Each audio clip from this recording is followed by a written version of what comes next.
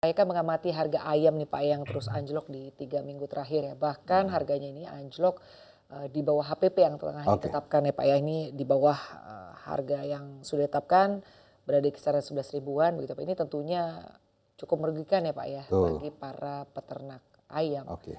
Bagaimana tanggapan Anda Pak terkait dengan penurunan dari harga ayam ini dan juga sebetulnya faktor apa Pak yang menyebabkan harga ini bisa turun? Baik, Mbak Sinta, terima kasih. Yang jelas satu, ombudsman bukan pengamat harga ayam ya, Mbak. Jadi, ombudsman masuk ke isu ini sebetulnya karena di situ ada isu pelayanan publiknya. Ada setidaknya dua. Yang pertama bahwa pemerintah memberikan layanan administratif dalam pemberian kuota impor GPS. Jadi Great Parent Stock gitu kan, yang itu akan mempengaruhi jumlah suplai ayam yang ada di Indonesia. Yang kedua, pemerintah memiliki kewenangan untuk melakukan pengaturan dan pengawasan, dan inilah fungsi ini nanti yang akan didorong oleh Ombudsman Republik Indonesia. Kenapa? Karena harga ayam yang turun, apalagi sudah ada harga acuannya, yang terbaru itu 23.000 sampai 25.000, bukan 21.000, 23.000 ya. Tapi 23.000 sampai 25.000 harga acuannya. Nah, berarti kan sebetulnya di sini ada fungsi pengawasan yang belum memadai. Nah, Ombudsman beberapa minggu yang lalu menerima keluhan dari peternak ayam di Jawa Barat, datang ke Ombudsman menyampaikan keluhannya dan memberikan berbagai macam data bahwa setelah Hari Raya Idul Fitri, harga ayam itu, harga live bird itu terus menurun. Nah, kami menghitung kira-kira kalau kita lihat misalnya dibandingkan dengan harga acuannya, rata-rata sekitar Rp9.000 per kilo. Dan itu sudah berlaku dari minggu pertama bulan April.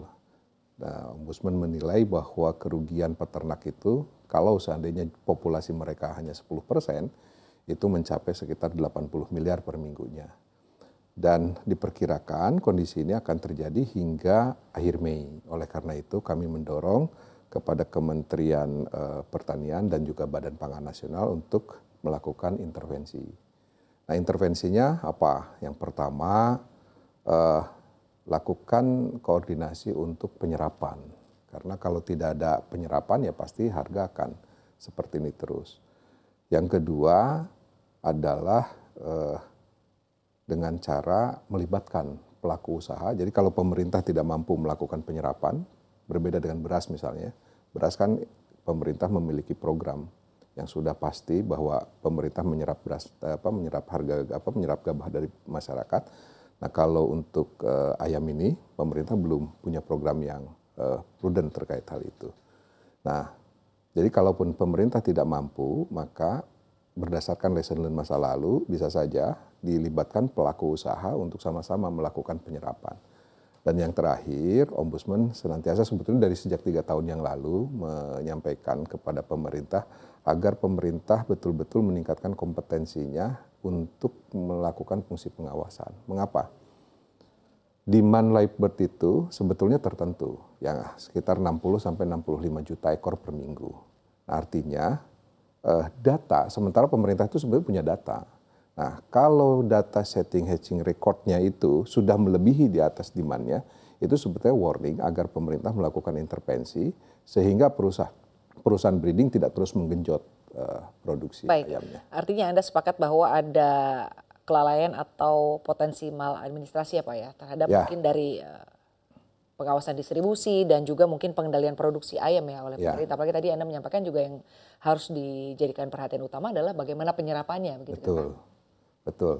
Nah, jadi cuma begini Mbak Sinta, persoalan ayam itu tidak hanya misal dilihat, oh ini harga turun lantas misalnya maladministrasi di mana-mana. Tidak seperti begitu.